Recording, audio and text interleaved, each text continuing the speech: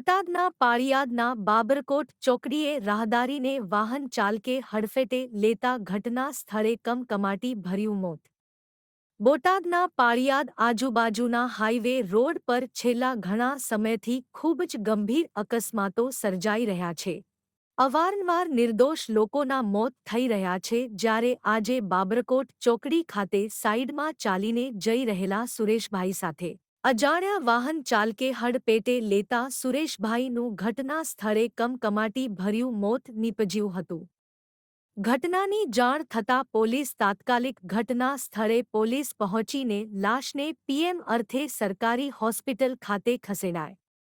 વધુ તપાસ પાળિયાદ પોલીસ ચલાવી રહી છે. અહેવાલ જયદેવ મંદિર, પાળિયાદ. આપનો પરિચય? ભીમસિંહભાઈ કુકાભાઈ, બાબરકોટ કુકરીચા. આ શું થાય તમારે? કુટુંબી થાય. શું નામ છે ભાઈનું?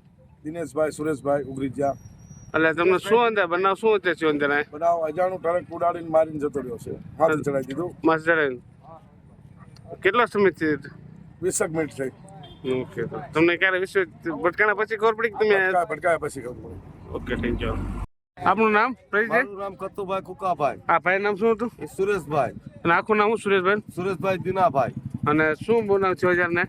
ઉગરીચા. એમને શું ભટકાણું ભાઈ માટે? ટોરસ ભટકાણું. ભટકાણું તમને ક્યારે ખબર પડી? અત્યારે જમવા જતો હતો. અત્યારે હોટલમાં જમવા જતો. અચ્છા, ઓકે.